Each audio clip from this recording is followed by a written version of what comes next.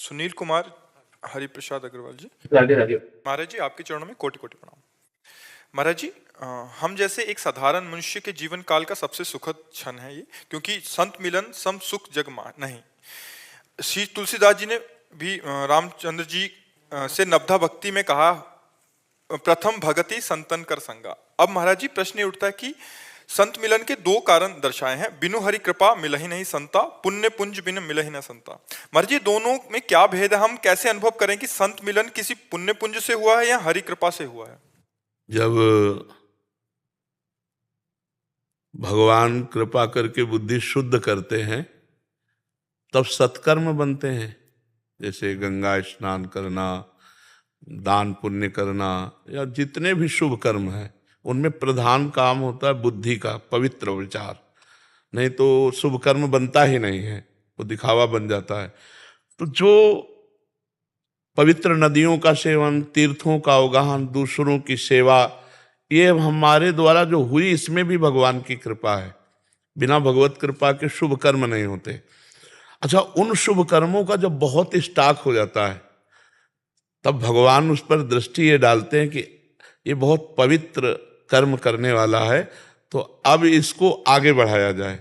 तो भगवान उसको आगे जे ही बढ़ाते हैं तो उसमें शुभ कर्म उसके निमित्त बने।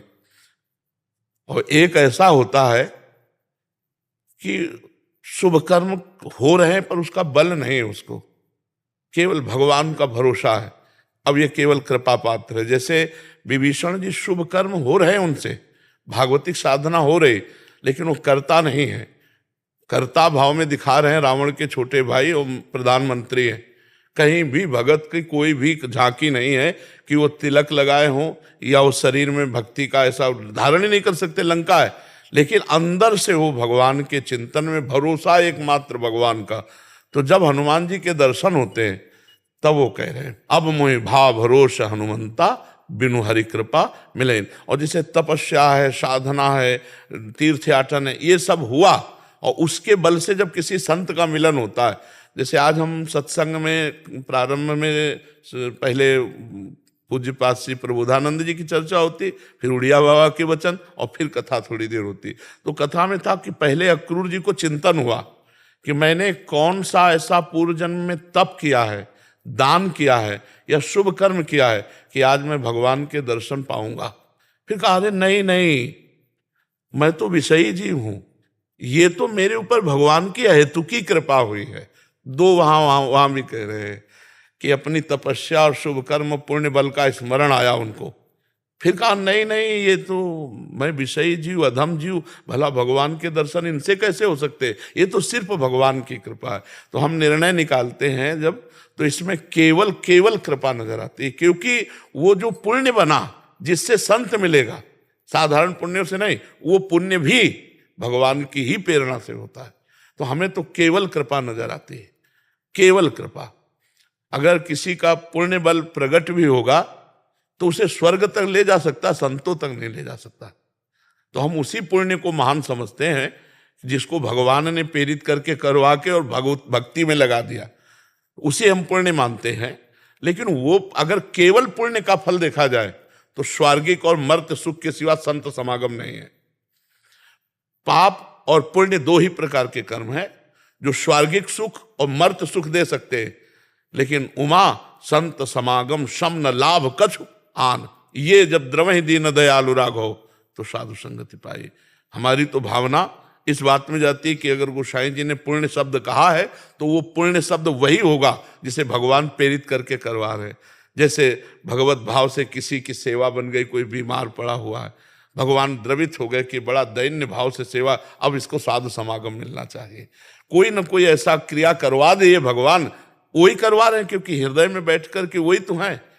भगवान की पीठ से अधर्म उत्पन्न हुआ है और छाती से धर्म उत्पन्न हुआ है, तो दोनों उन्हीं के तो हैं। कठपुतली को जैसे नचाए उमादार जो सिद्ध की नाई, सबई नचावत राम गोसाई। तो राम गोसाई ने ऐसा पुण्य बनवा दिया जिससे साधु समागम हो गया, उसमें राम गोसाई की ही कृपा है, दूसरे की। हमें तो केवल कृपा नजर आ रही।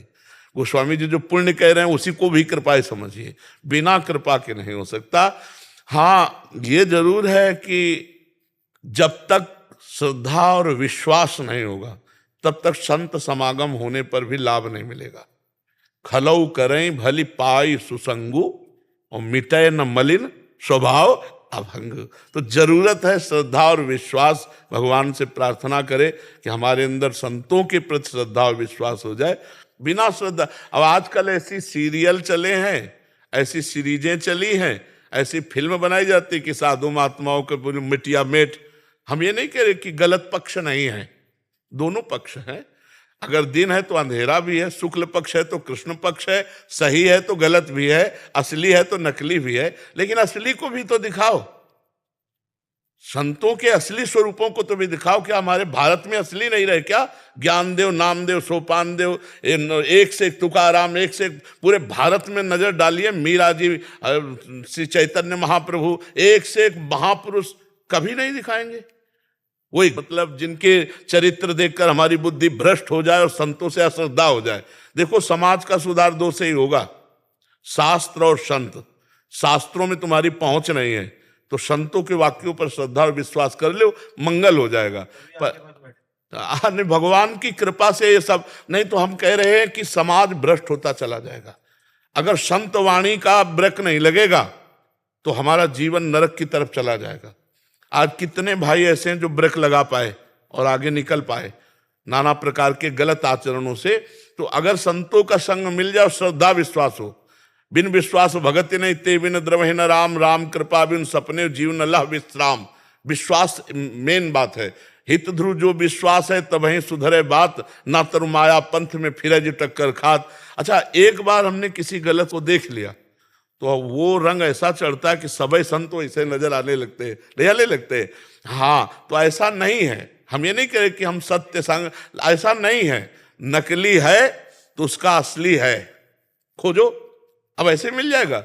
आप जाओ तो नकली आभूषणों की, जो स्वर्ण आदि की नकली आभूषणों की दुकान है, उसमें भीड़ ज्यादा मिलेगी। और जहां असली हीरे की है ना, वहां पहुंचना जेब की दम वाले की बात है। तो अब हम कह सकते पुण्य पुंज बिन मिले चला। जेब में दम है तो संत मिल जाएंगे। जेब में दम क्या? आपके सत्कर्म, आपका भगवत भाव, तो आपको भगवान मिला देंगे संतों से। और एक होता है भगवत आश्रय, आश्रित जनों को भगवान अपनी कृपा से संतों से मिलाते हैं। कोई पारस पड़ी मिल गया आज नहीं, भगवान के आश्रय। हम तो संतों की जूठन और संतों की चरण रज, अपने तो न पढ़े लिखे हैं और ना कोई मतलब ज्ञान है। हम तो ये देख रहे हैं कि संत चरण रज भगवत कृपा अंदर बैठ करके भुलवा रही। नहीं, हमको, हम कोई पढ़े लिखे नहीं, हम कक्षा 9 पढ़े, गांव के कक्षा 9 पढ़े। हम कोई व्याकरणाचार्य या PhD या डिग्री ये सब कुछ नहीं पढ़े लिखे। एक आए थे कहाँ के वो डिग्री देने, मर्जी वो इधर कानपुर एक यूनिवर्सिटी थी। हाँ, वो आए थे, कहते डिग्री दो हमको। हमारी डिग्री अरे हम भगवान के दास हैं, इससे बढ़कर कौन सी बात होगी। परमेष्ठी पद ब्रह्मा जी का भी भगवान के दासत्व में नहीं आता। हम हरि के दास हैं, इससे बढ़कर हमारे लिए अपमान है सब पद। न पारमेष्ठम न महेंद्र धिष्णम न सार्वभौमम न रसाधिपत्यम न योग सिद्धि अपनर्भवम वा। हम भगवान के दास है, भगवान ने मुझे स्वीकार कर लिया, इससे बड़ी और कौन सी डिग्री होगी। मतलब भगवान के दास है हम, इससे बढ़कर कोई डिग्री नहीं। और भगवान अपने दास से सब करे करावे आप सब, और जने बड़ाई दे। बड़ाई हो रही कौन? बोले प्रेमानंद। और कर कौन रहे? वो आप बैठ करके करे करावे आप सब, जने बड़ाई दे। ये उनकी करुणा, ये उनका दुलार है। नहीं, कौन पूछे भाई, वही भगवान सब कर रहे हैं। अब कितने हजारों लोग कहते हैं हमारे स्वप्न में आप आए। हम गए होते तो हमें पता होता ना। हमें तो पता नहीं है। मेरे भगवान जाकर आकर्षित करते, भगवान शब्द बुलवाते जिससे आपको वो शब्द खींच करके ला रहा है। वो सारा खेल भगवान का है, अपने तो केवल निमित्त मात्र है। जैसे तिनका उड़ करके मंदिर की चोटी में बैठ जाए जाके, फिर मुँह चैठे कि भाई हम उड़ के आ गए, तो बेईमानी है। ये वायु की कृपा है जो तिनका मंदिर की चोटी पे बैठा है। ऐसे भगवत कृपा है जो ऐसे को भगवान ऐसा बना दे। वो उन्हीं का खेल है। जो ब्रह्मा को मच्छर बना दे, मच्छर को ब्रह्मा मसकई करें विरंच आज, और आजा ही मसकते हीन। ऐसे भगवान सर्व सामर्थ्यशाली।